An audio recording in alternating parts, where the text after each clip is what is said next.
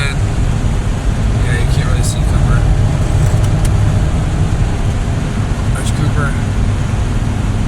My navigator sleeping.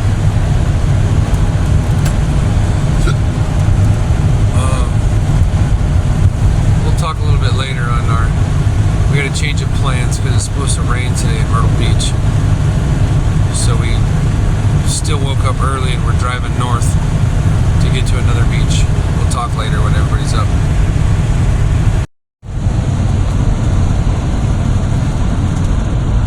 Just like that, we were only like 40 minutes from the border in North Carolina.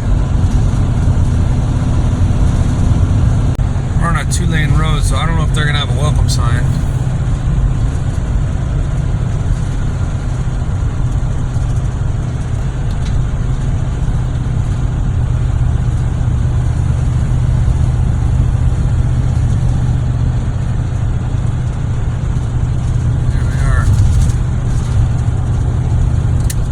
Welcome to North Carolina.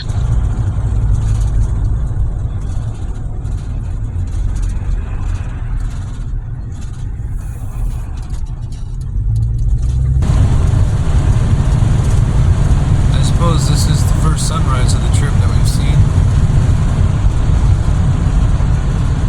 Looks better in person, especially without looking through all these bugs.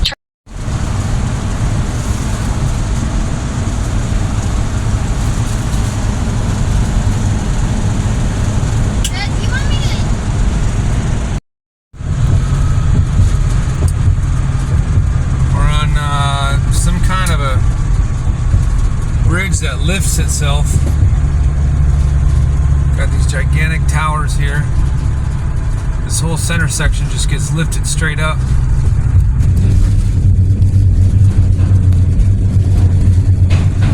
Going over a big old river.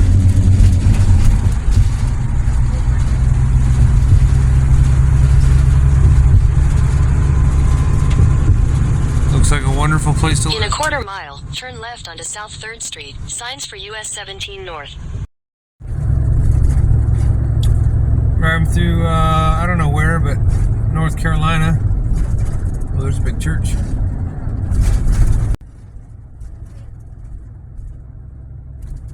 Continue straight to stay on South 3rd Street, then turn right onto Market Street.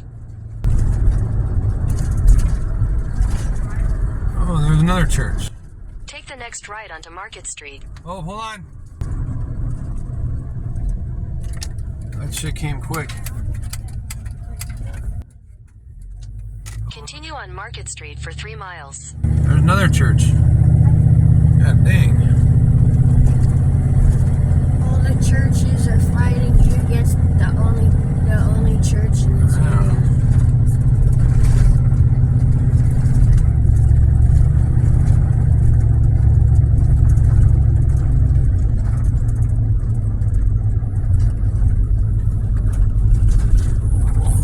Put a fountain in the middle of the street.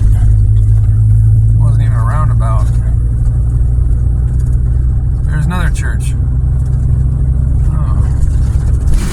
A bit excessive, but whatever.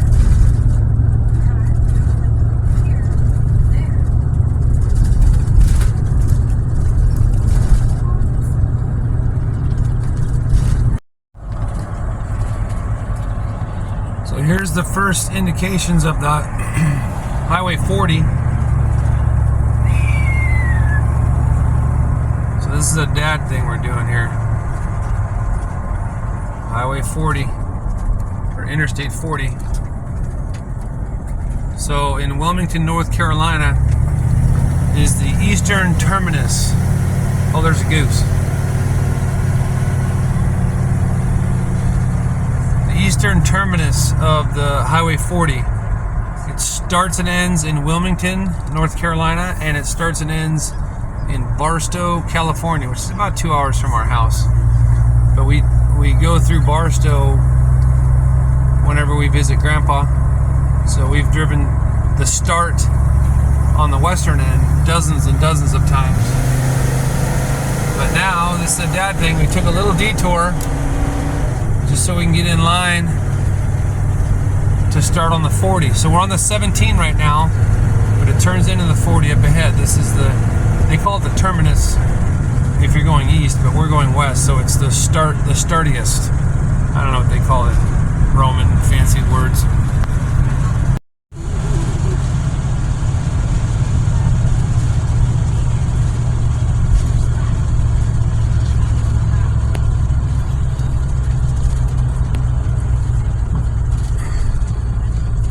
So there's the 40. It says north, but it's overall west to Raleigh. But like I said, we definitely went out of our way for this.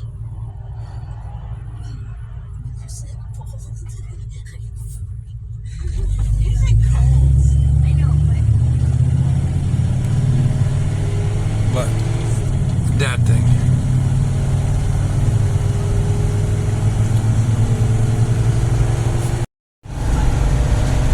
This is also actually a perfect segue because Cooper was asking earlier about how freeways end, and then so we're going to be on the start of a freeway, but I was telling him that, you know, highways are kind of just fast roads. There's still houses to the side of them and stores, but then freeways, they kind of elevate, they lift up, and then they, you know, then you have on-ramps and off-ramps, and there's not as many.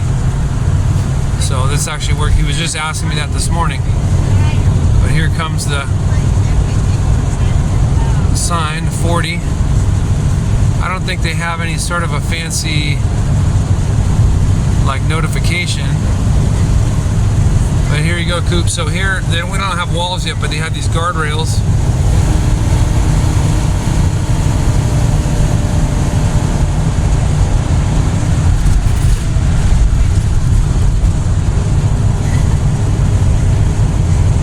And here we go. So for this morning, we're just on the 40 for like just maybe 3 or 4 miles. But then we're headed to Kill Devil Hills. But for North Carolina, they call this segment of it the Michael Jordan freeway, because Michael Jordan, I don't know if he was from North Carolina, but he went to North Carolina College, whatever they call it. He was a Tar Heel. So there was a sign we just passed at Michael Jordan freeway. But anyways, we're on the 40. We just started it. This is the highway we're going to take all the way home. Well, for the most part. But this was just a little detour for dad stuff. To say we've started the 40 on the East Coast in Wilmington, North Carolina. But we're going to, in a couple miles here, we're going to take a little detour and head north instead of west.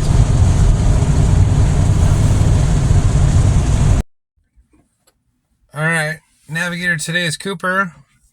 We just been driving straight. They even ate breakfast while we were driving. Thankfully they didn't spill any milk or cereal or anything. But we're at the old Exxon, somewhere in South Carolina near Camp Lejeune. Or no, I'm sorry, North Carolina near Camp Lejeune. We almost think we did the math wrong, but it's not wrong. We got gas. How many miles have we driven since we filled up? 324. 324 miles. And how many gallons did we put in? 37.916. 916. And what does the math work out to on that? 8.55 miles per gallon. So that's the best mileage of our trip. The only real difference is I wasn't using the air conditioner, and we were just mostly on highways the whole time. There was no real, there was a little bit of stopping and going through the towns, but it was just highway cruising. So highway cruising, we get over 8. So I'm pretty excited about that. What do you think, Coop? Yeah. That's pretty good. All right, back on the highway. We got 3 more hours to go.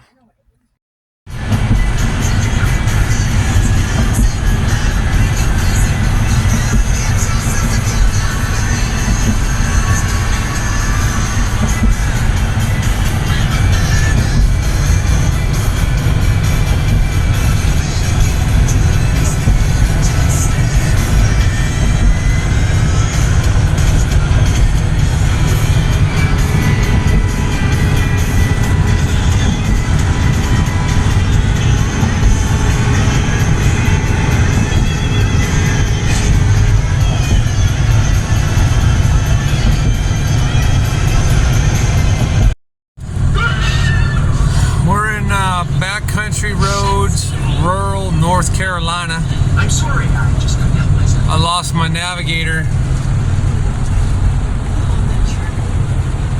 They're watching a movie.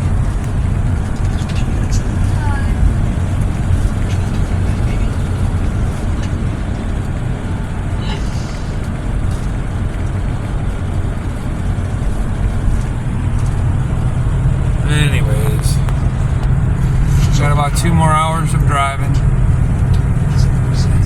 from 5:45 to noon, and then we'll take a couple hours at the museum, a few hours at the beach, and then another 3 or 4 hours of driving. Today's probably the most most day of our trip.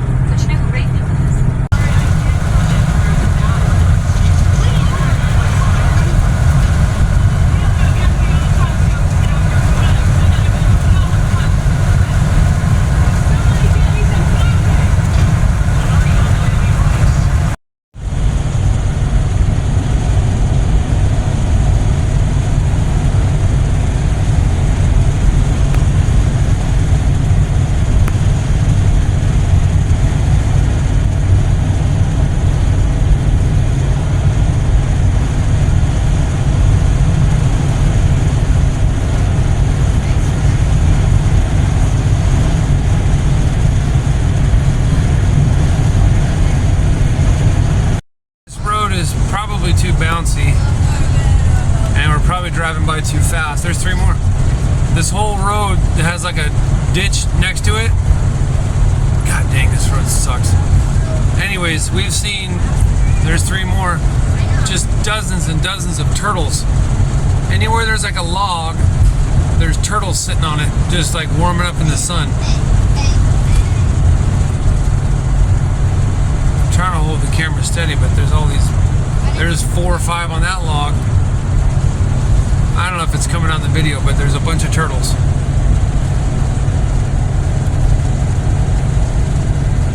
There's a few more.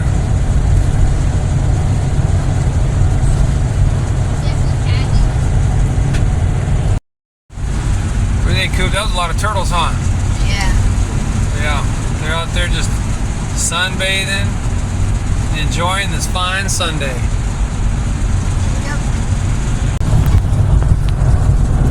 We're on just a long, boring bridge out to the island. We're in North Carolina. Heading out to Kill Devil Hills, Kitty Hawk, where the Wright brothers first flew. So we're heading out to that. I don't know what you'd call that, though, like String Island, right off the coast. Here comes the drawbridge part. And all these drawbridges have gone over, and none of them have needed to open. That's kind of a bummer.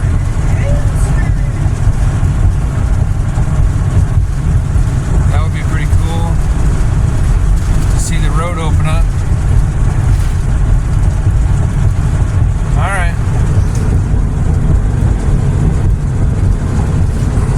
A lot of people coming off the island. And nobody in front of me. It makes me wonder if I'm missing some kind of a memo. Like, why are all these people leaving? I don't know. I guess we'll find out if something's happening. Cooper and I, just a minute ago, what did we see, dude? We saw a baby bear. Well, not a baby, but like teenage bear. Yeah, I think it was a black bear. I don't know. It was on the side of the road. Came out of the reeds and the marshy side of the road looking around, and I honked at it and it turned around and scared it back in the bushes. I didn't want to get hit, but it was a pretty good size. I mean, it was small, but it would definitely kill us. Yeah. But that was pretty cool, seeing a bear on the side of the road. I didn't think we would see that today. Okay, so I was mistaken earlier. Continue for 9 miles. We're going to be on a bridge now going out to the island. Got on the bridge. There it is.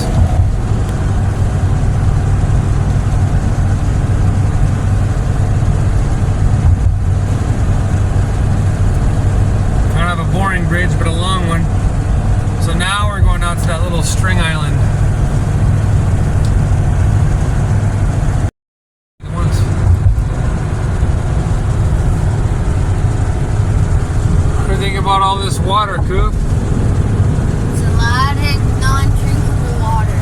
That's a very good point. That is a lot of salty water.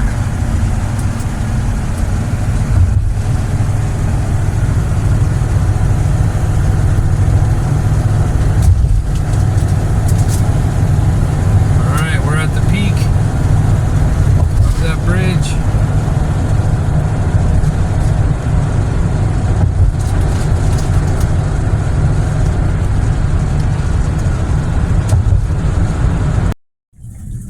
All right, Cooper, we are on what's called Roanoke Island in the Outer Banks of North Carolina.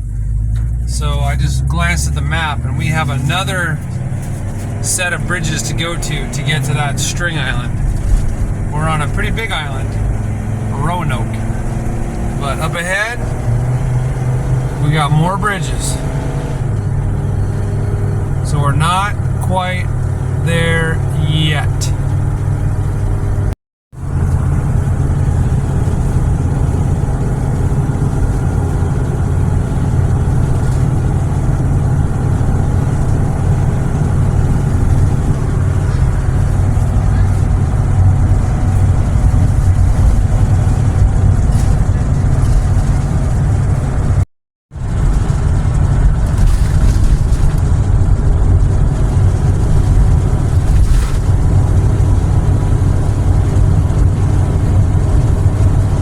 Look out the window at all them boats.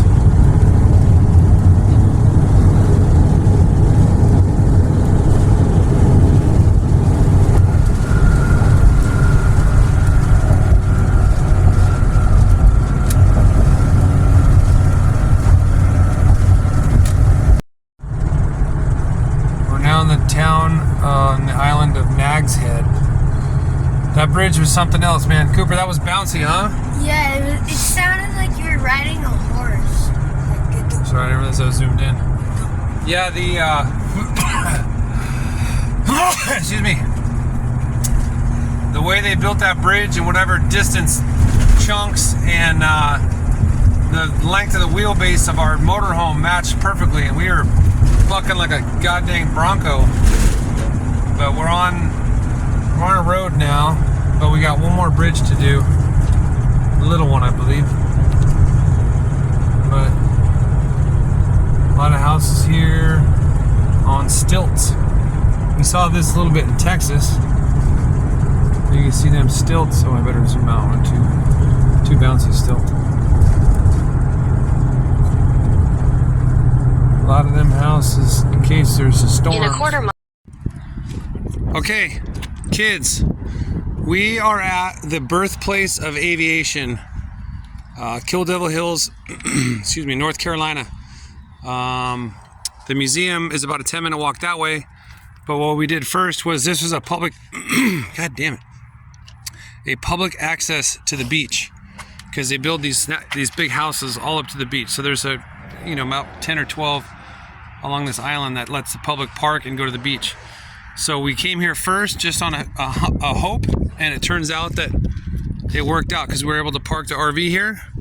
And now we're just going to leave it here, and we're going to go to the museum, which is a 10-minute walk that way. Do the museum because it has a time frame of 4 or 5 o'clock, because all museums have just crap minimal hours for some reason. It ruins our schedules. But and then once we're done with that, we are going to come back and go to the beach for a few hours. Yay! So we didn't go to the beach this morning. Remember I told you guys briefly when they were half asleep, it was supposed to rain today back in Myrtle Beach. So we kind of just went to a store there and then just drove through. So I figured, well, this is two birds, one stone. Get to North Carolina so I can go to the birthplace of aviation and also then go to the beach. Okay, we'll see you in the museum.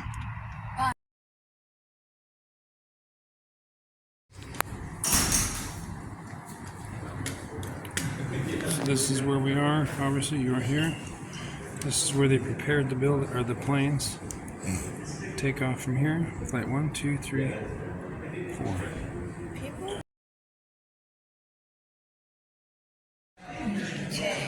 So this is a replica of pretty much what it looked like. December 17th, 1903. You had like train tracks. A little launch rail sitting on a dolly.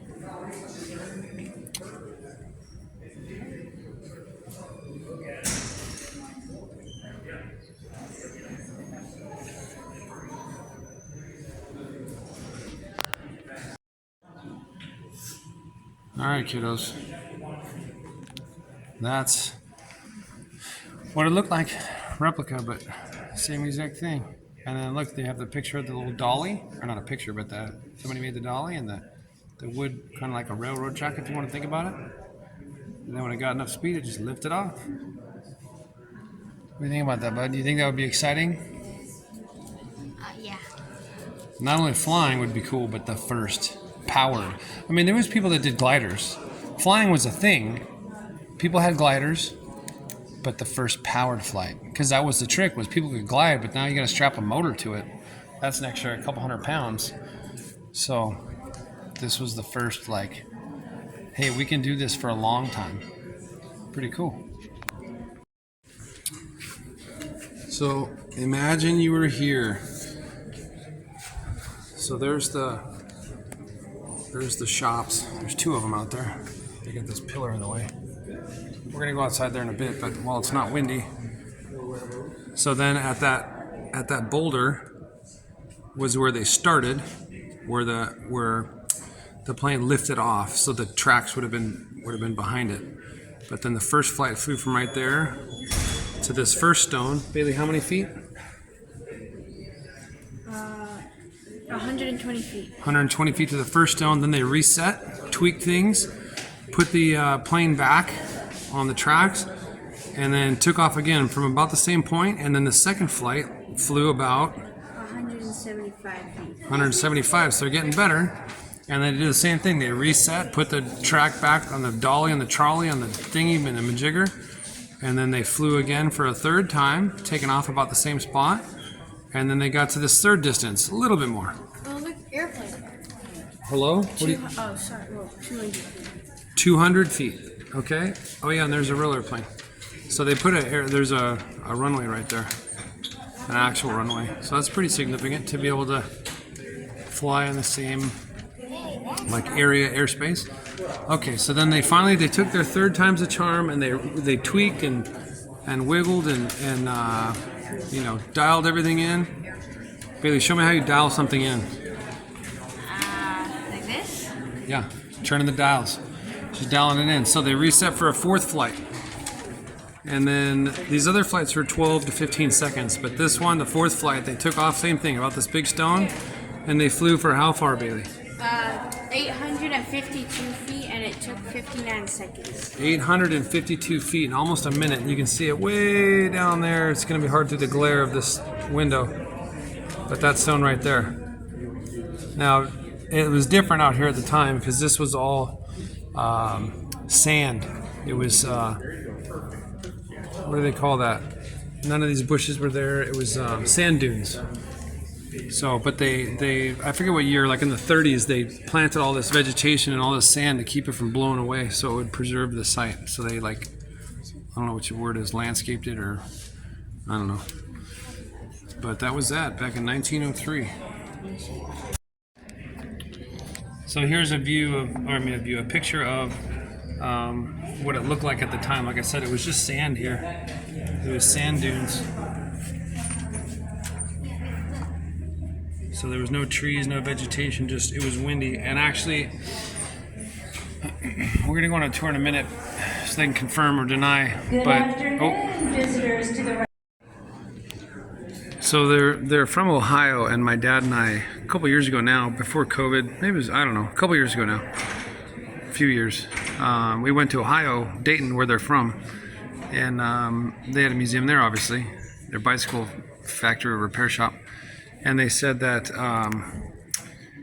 they needed to find somewhere windy, so they wrote, I don't know if it's the Smithsonian or somewhere in Washington, D.C., like the National Weather Department or whatever the hell they called it, and they asked them where the windiest place was that was consistent with, they had these parameters, and, obviously no trees and vegetation, no, stuff they can crash into, and they needed it consistently windy, and they picked this place.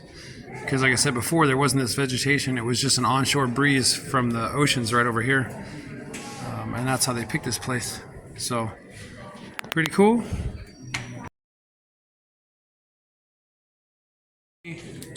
So we've learned about problem number one is lifting the plane.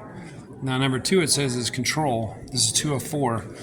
So show me what these things are. What is that? So this is it's the roll back Yeah. side to side. So it's showing the plane rolling, right?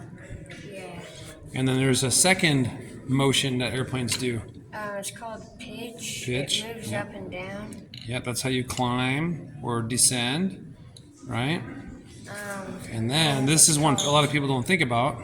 Yaw. Yaw. It turns left to right. That's what the rudder does. So this little fin back here, or this one from a side profile, that's what pitches the plane sideways, and that's usually handy for crosswinds. So even if you're flying straight but the wind's coming crooked, the wind is going to blow you sideways. So you yaw into the wind so you can still fly straight even though you're crooked. Like on the freeway, you turn your head a little bit, and then you go straight. Okay. Problem number 3, Jameson, is what? Thrust. What is thrust? The movement of pushing. Yeah, pushing. Yeah, you need power, right? You need some sort of a way to.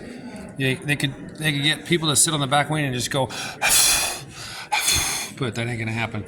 So thrust.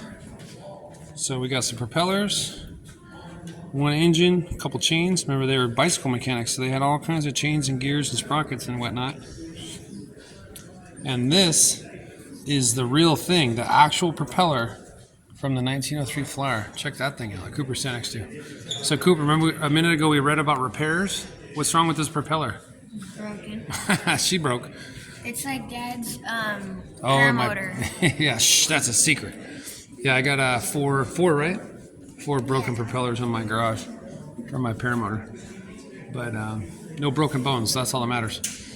But that's pretty cool. So that's the actual one. I mean, I'm sure they had plenty because they probably broke a lot of stuff. So that's pretty cool. That's the actual one of the propellers. The tip is slightly widened to work. Okay. Oh, so it was damaged after the brothers' 4th flight. So we were just learning about, kids already, Dad is an airplane dork, so the kids already know a lot about this stuff. But what we were learning about just now was how the Wright brothers flew, because back in the day, they only had birds to look at and go by. So how did they steer this airplane, Bailey? So there was a cradle that the guy would lay in, and his hips would go in the wooden thing right there. Where's my finger? There it is. And he would shift his hips, and the movement of shifting his hips moved some of the wires that were connected to it, and it warped the wings to move like a bird. Yeah. So the whole wings twisted. You can in person you can see, I don't know if you can see it here, but see on that hip thing, there's wires connected to it. And then it hits a little block and pulley type deal. And then it goes up to here and it goes out to the wing tips. Anyways, yeah, so that's pretty cool. So the whole wings would twist. Mm-hmm.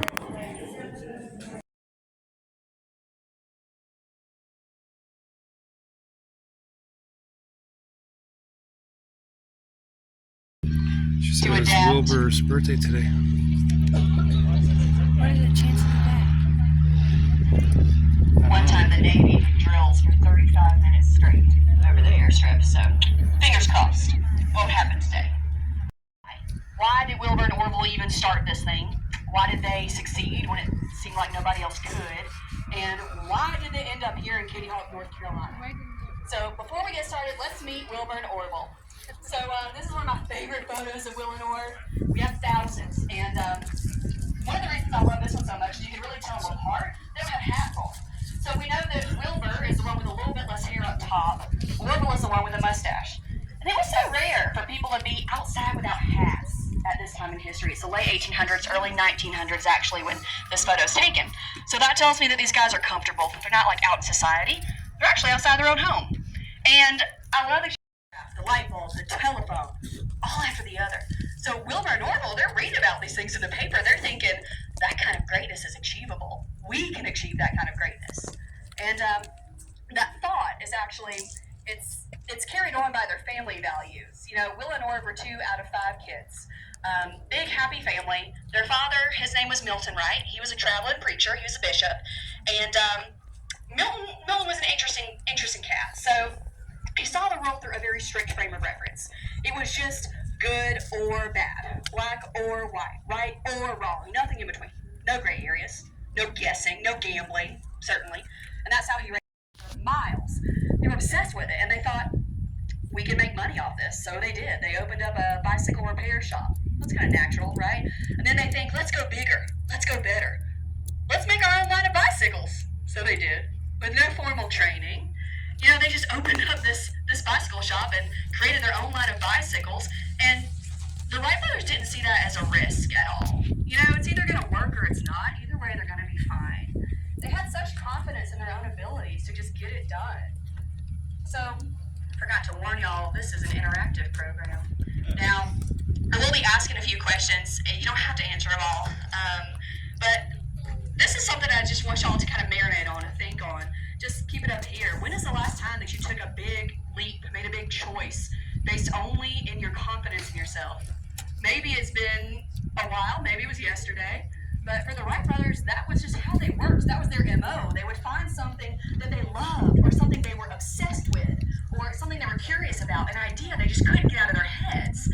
Now then, they would take it apart and figure out how it worked, and then they'd put it back together, bigger and better than before. Learned, maybe we won't start with something stable. Maybe we'll start somewhere else.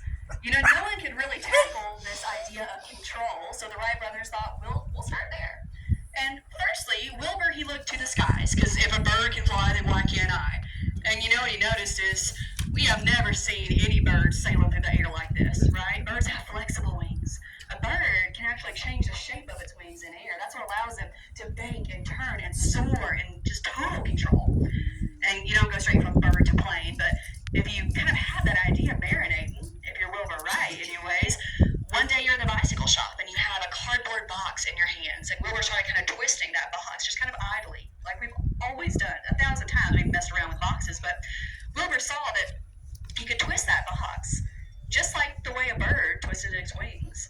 And you don't go from box to plane either, but if you're Wilbur, you think, what if I made a glider with two of these flexible wings? Would that allow me to control it?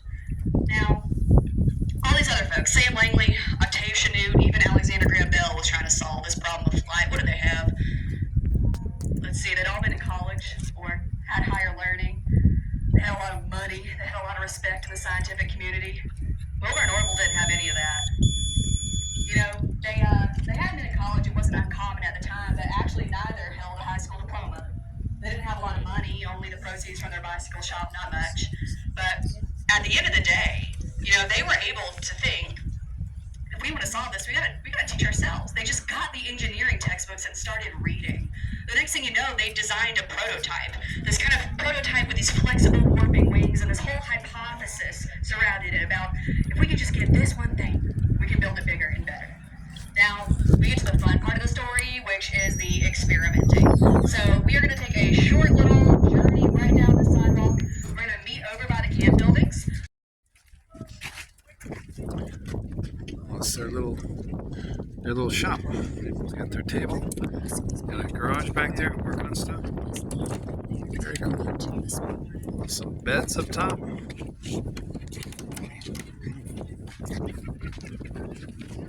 And they ended up with a box type. It was about 5 to 6 feet long, and it had these two flexible wings. Now, Wilbur's ready to experiment. He carries this thing out to an empty field outside of Dayton. There's nobody around, just him and a bunch of kids who were skipping school. He decides he's going to tether that kite to the ground with some string. He's just going to let it up into the air, and he's got these sticks he's going to try and use to control it.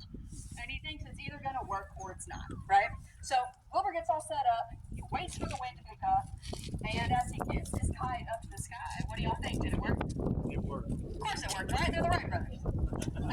It was not perfect, but for the most part, this worked. And in typical Wilbur fashion, he goes, well, let's make one that's bigger and better. So another question, what do you need to fly a kite? Up here in Bend, absolutely. And anybody from Dayton, Ohio? There's plenty of wind to fly a kite in Dayton, Ohio on a good day, right? But pretty flat. So, but to fly a big old glider, like Lilienthal's, you need a lot more wind. And Wilbur and Orville decided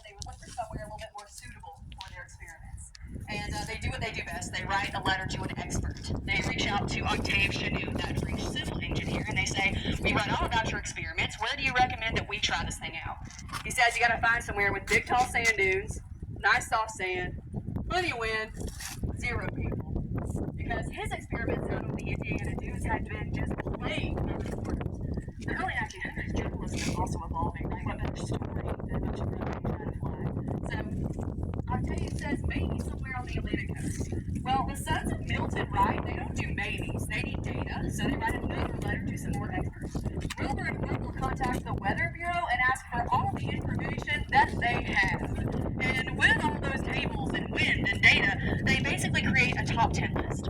And top 10 windiest cities in the U.S. Right up there, number 1. What do y'all think was the windiest city in the U.S. at the time? Chicago, right? Chicago's got plenty of wind. On average, 17-ish miles an hour winds, which fit into that equation real nicely. But Chicago also had a ton of people. That would not do. Not for the Wright brothers, who were naturally distrustful of the outside world because of their father. So they kept moving down that list. They saw number 2, number 3, number 4, and then they saw number 6, Kitty Hawk, North Carolina. Now, they never heard of it because nobody had. There was nothing to hear about. There were no bridges. There were no roads. There were only 200 people on the island. Does that sound like paradise? It might until you realize exactly how little the folks who lived here had. Pretty much just an equal share of sand. But for the Wright's needs, it was perfect. So they, at this point, designed this glider, and they pack in a bunch of crates, and they start to make their journey over to Kitty Hawk, which is a train, and then a boat, and then another train, and then another boat, and they end up here. It's the year 1900. Now, the Wright brothers, they have a plan. They immediately want to get to work, but first they got to figure out where they're going to live. And this was before the luxury of those buildings behind you. Now, I'm holding up a photo that the Wrights took of their very first camp. You might be able to see right in the middle of that little white tent. That's where they stayed the first year they were here. The landscape was so different. It was only sand. And from this spot, they could see the ocean and the sound and get free. So together, the 5 men, the 2 boys, they push the machine back a little bit more up the hill, and then Wilbur's free. The next thing that he knows, he's sliding down the rail, and the next thing he knows, he's up in the air, and then the next thing he knows, he's not. He is on the ground with a broken plane. December 14th is not the day in our history books. That is the day that Wilbur Wright achieved a short little hop off the end of the rail and then crashed and broke the elevator. Now, do you think that stopped the Wright brothers? Of course not. Wilbur writes in his diary that night, he basically says success is imminent. It took them 3 days to repair that elevator, and on December 17th, 1903, they wake up to similar conditions. You know, the wind was howling, it was 25 miles an hour, it was so cold they slept under 5 blankets, and they think, this is it, we have got to be home by Christmas. So they put on their suits, their starch-tie collars, they hang a sheet on the side of the camp building to signal the local life-saving station that it's time to try again. The life-saving station sent over 4 men and a teenager who was probably skipping school. Now everybody grabs a corner of that machine, they drag it over to the rail. The rail was here that day, right here. And once the machine is set, the propellers are going, the engine is warming up. It's Orville Wright who slides into that hip cradle. It's fair that they take turns, right? And it's Orville who pulls that rope and is the only thing holding him back. And then Orville and the machine, they start sliding down this rail. Then about 40 feet later, Orville slips the surly bonds of earth. He flies for 12 seconds and lands 120 feet away at marker number 1. They'd done it. Orville Wright completed on that day the very first powered, controlled, piloted, heavier-than-air flight. Now, rather than celebrate this amazing achievement, we know they went back to work. They pretty much immediately tried again. So they dragged the machine all the way back to the start of the rail. Now it's Wilbur's turn, and Will's got the hang of it today. So Will is actually aloft for 12 seconds and 175 feet. It's marker number 2. It's a little bit of brotherly competition. Now it's Orville's turn again, and now Orv has the hang of it. So he is aloft for 15 seconds for 200 feet, marker number 3. Now standing where we are in 2023, that looks like a hop and a skip and a jump. I have kids who tell me they could run faster than that plane flew, and they're right. But on the 4th flight of the day, Wilbur flies for 59 seconds, over 852 feet. Marker number 4 is all the way down by the trees. So now they'd really done it. Now it was real. And now they take that break. They very much deserve one. You know, Wilbur and Orville, they go in the camp building to warm up. They start to plan the rest of their day. They're thinking maybe we'll take her down the beach for a spin. They would never get the chance. When they looked outside, that wind, which had been instrumental in getting them into the air, that wind had taken their flying machine, along with a man named John Daniels, who was standing too close, and together they tumbled backward and backward and backward, till there was nothing left but a big old pile of wood and wire and cloth and John. John was fine. but the machine was not. It was broken beyond repair and it would never fly again.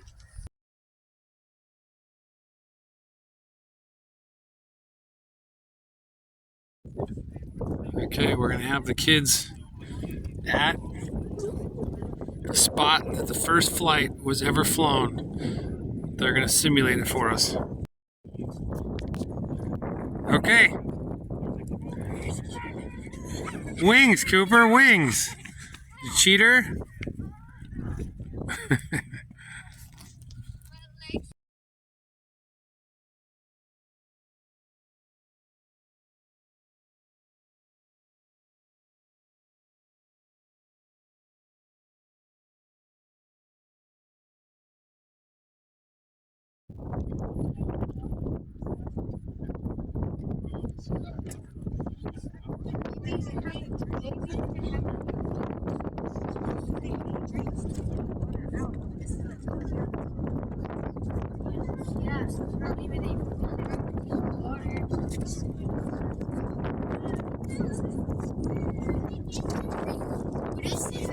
It's like on a mountain. This is water comes from the top. No, this is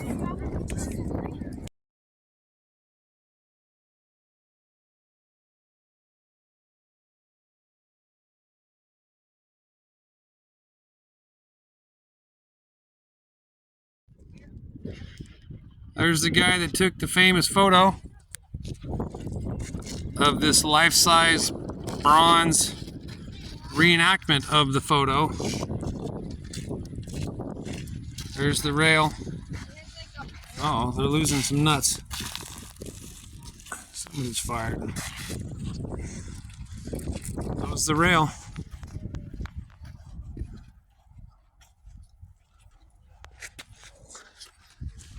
There goes Jameson, taking off. So it's cool, they're bronze statues, but it's like a stainless steel airplane.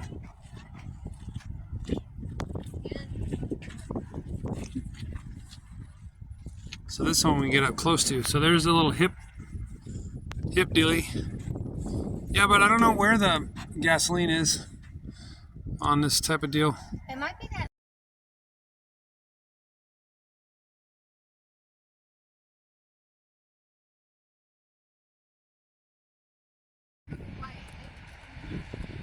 There's us at the public beach parking. In the distance there is the Wright Brothers thing, right where these cars are parked. I don't know why my camera just blinked. But anyways, these are the gigantic, I don't know, I don't think they're single family houses. I think it's like one story is a residence. So maybe 3 family, triple unit, I don't know. But they're big houses. And then they have the berm here, built in the 30s. They said to protect the houses and the developments. And then here's the beach. So the kids are gonna go down these stairs here and go, it's cloudy and it's about 63. So it's chilly willy. And then the people said that the water's in the 50s. So we were gonna play today in the water, but ain't gonna happen because then we're gonna be free. And it's about probably 7 to calibrated 13, 14 miles an hour wind, which should be effing cold. So we decided not to actually swim today, even though I was bummed out, but I want them to still say they've been in the Atlantic. So we got our water shoes on and we're gonna go check it out. Skate, like ice skate. Okay, pick it up, kid. That's where the shark comes from. Okay, all I see is the back of your hand, genius. It's a skate. I'll have the kids look it up. A little shark egg.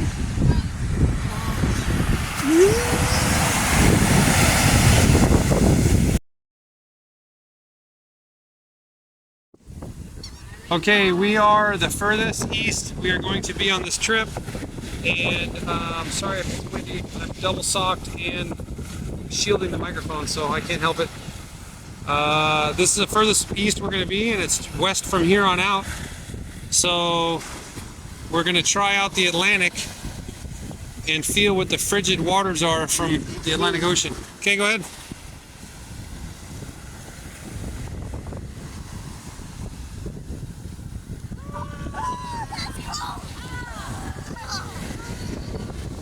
but we're gonna go swimming. No, that's where's the California. Yeah. Not your Yeah, the Atlantic, we'll look up the map, but the Atlantic gets very cold because the water, the current comes from up north. Even a wetsuit can't help that. On up a little bit more on Massachusetts, like during the winter, there'll be icebergs floating by. It's cold on the Atlantic.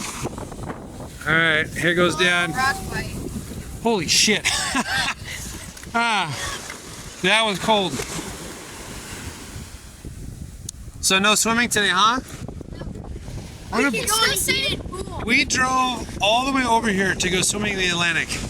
And you guys aren't going to swim in the Atlantic? Unless you're gonna swim with us. I bet you still wouldn't. We can still say we've been in the Atlantic. Yes, stand here for a minute. That way you can say, Frostbite coming on. yeah. That way, holy shit, that is legit cold. That's a no. Oh. This is like cats and stuff. I don't know how that Yeah. works. That's a no exaggeration reaction right there. This is effing cold. It's right here. I don't know what Dad was thinking about swimming in the Atlantic, but holy crap.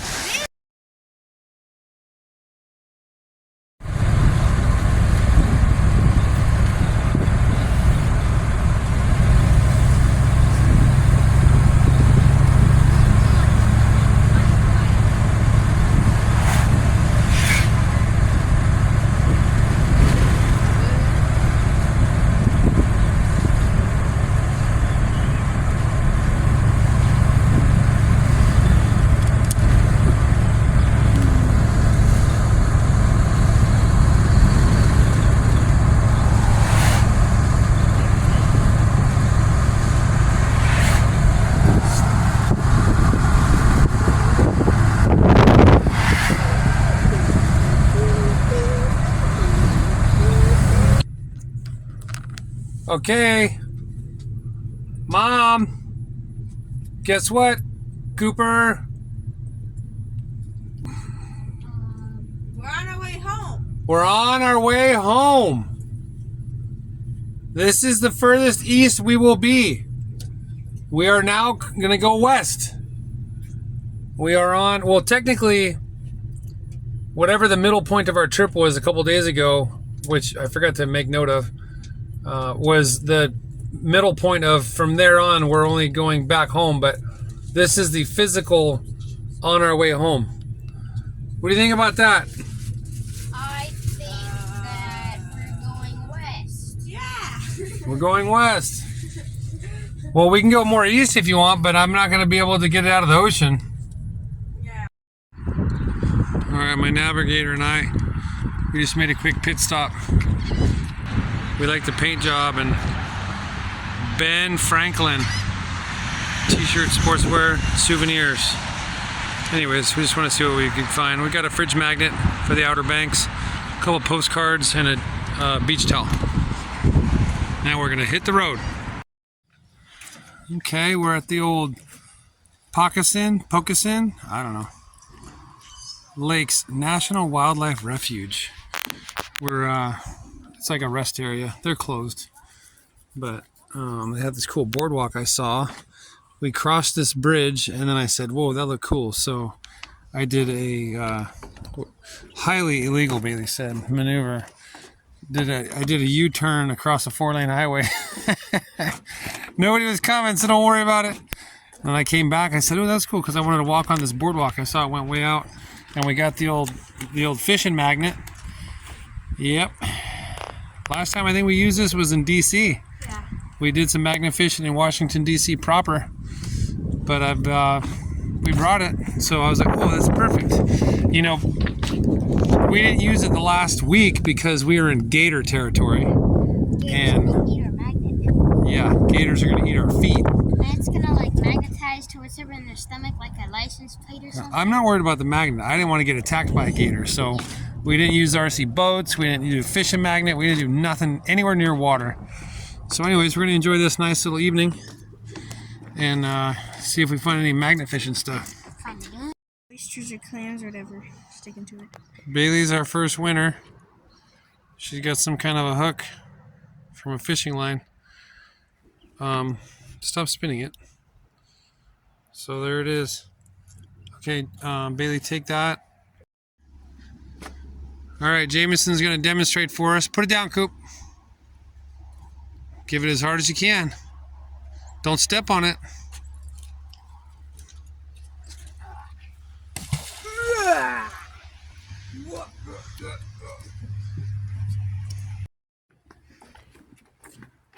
We are on an interpretive boardwalk. I don't know what that means, but it's pretty.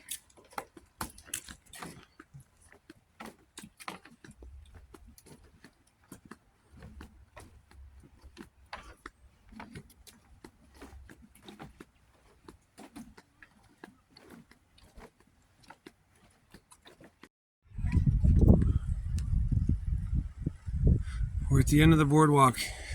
There's those 1,000-year-old trees we learned about on the old Bayou cruise. Sure is pretty this time of year.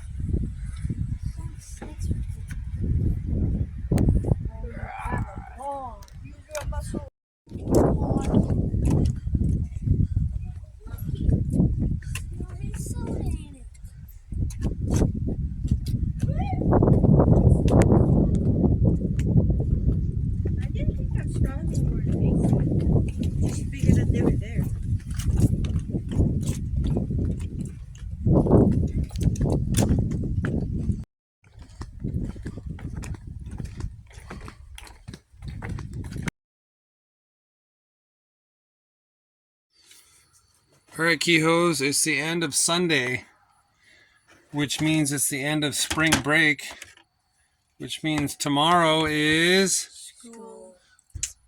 some school stuff. Not a lot of school stuff, but just some school stuff. And then you're going to watch your Zoom meeting. And then, yeah, so Sunday, the weekend's over. We drove a lot today. We drove 6 hours this morning, and then a little over 6 hours. And then we spent 3.5 hours at the museum. And then we went to the beach for a little bit, but it was frigid cold.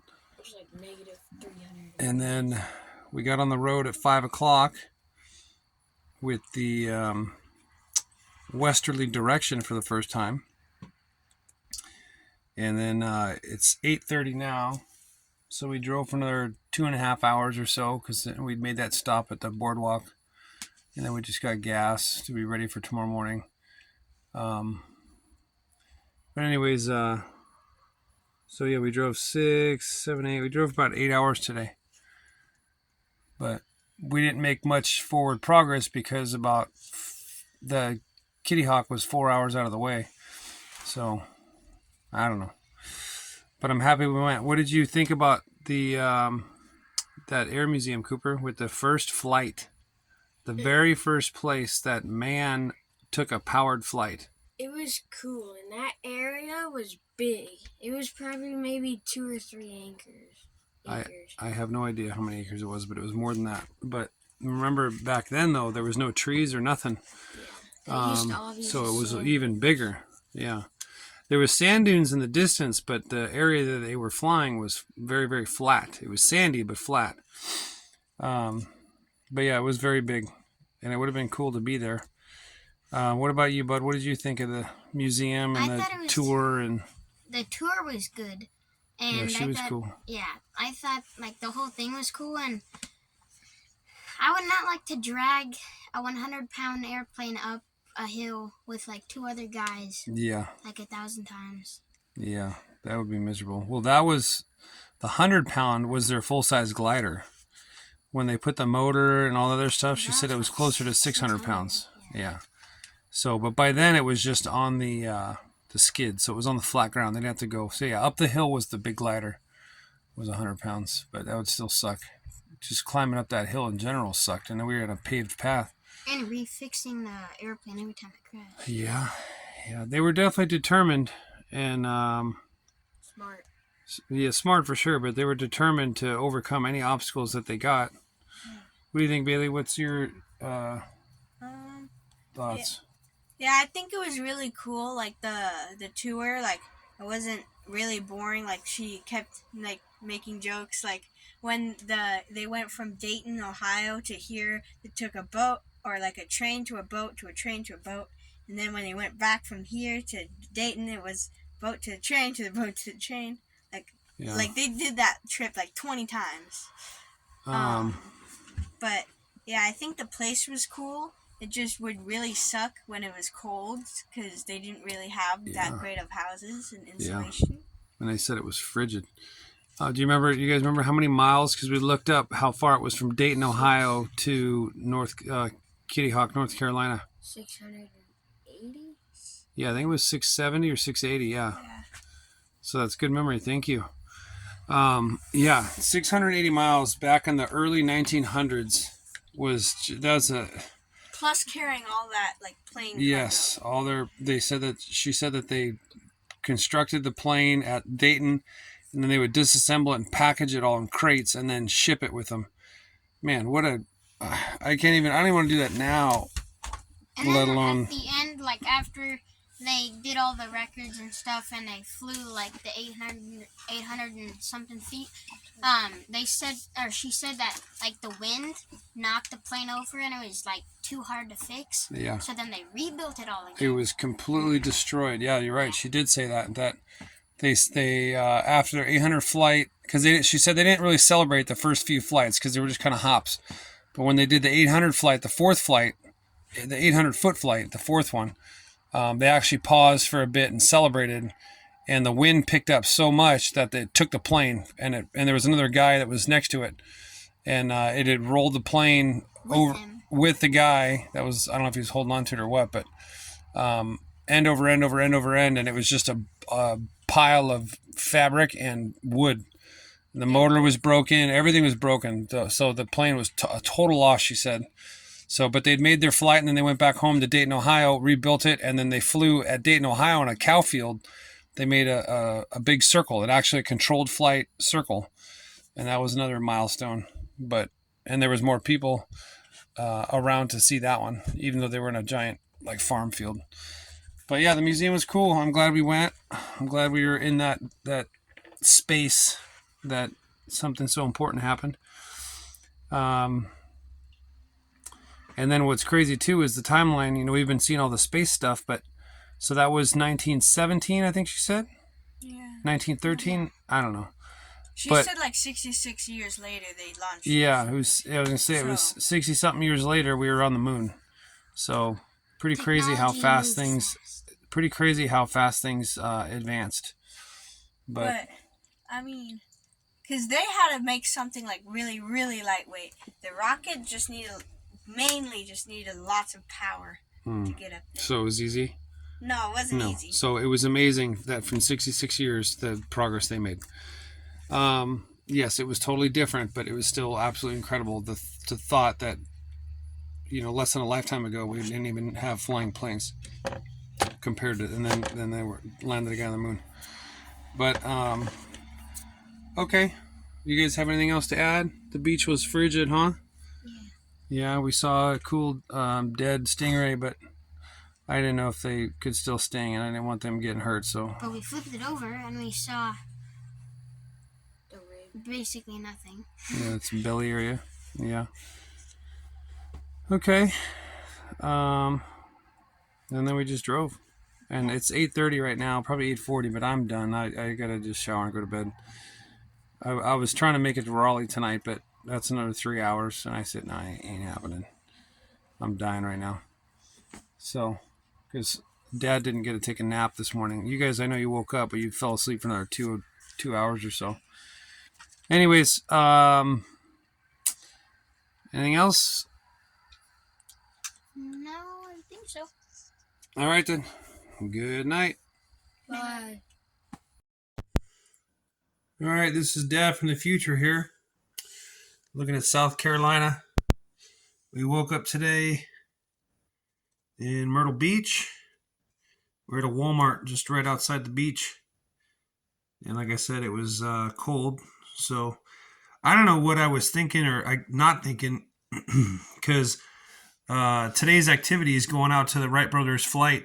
It hadn't dawned on me until like a day or two before this trip or this day. So I'd planned this whole trip and hadn't even thought about the Wright brothers until I think it was the night before. So 2 days ago, according to this video, if we're following along, I think.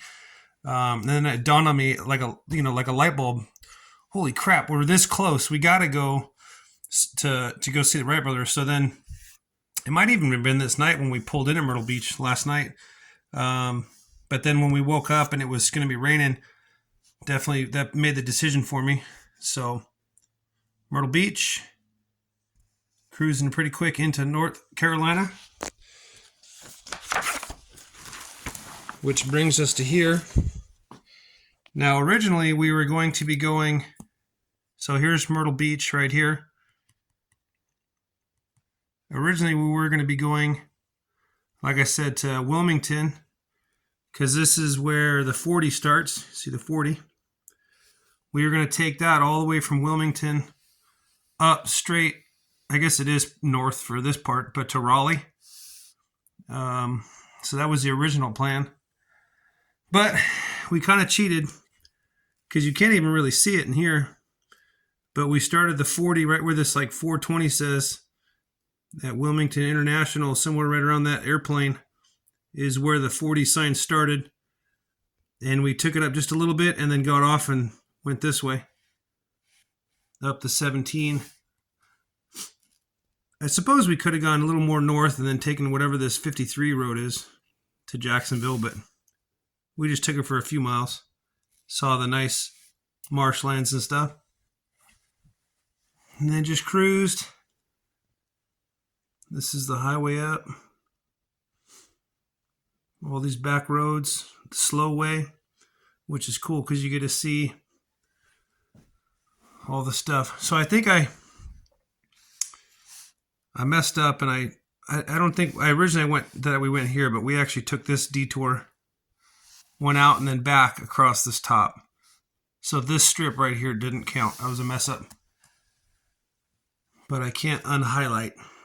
So cruising along. These are all those bridges. Bridges to the bridges to the bridges. Out here to Kill Devil Hills, Kitty Hawk. So that's where we spent the day. The beach and the museum. And then we came on back over all the bridges. And then right here, where you see that little picnic bench, was that marsh boardwalk that we took a little tour on. We walked around in the evening, went magnet fishing. Didn't come up with anything good. And then we cruised, and we spent the night right here in Robersonville.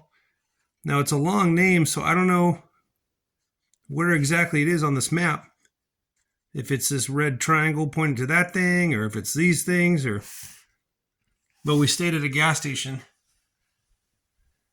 Well, they had a bunch of signs, no parking, so we stayed on the street outside of the gas station that night and just got gas and went to sleep. So that was about this day. That was about that. Thanks for watching.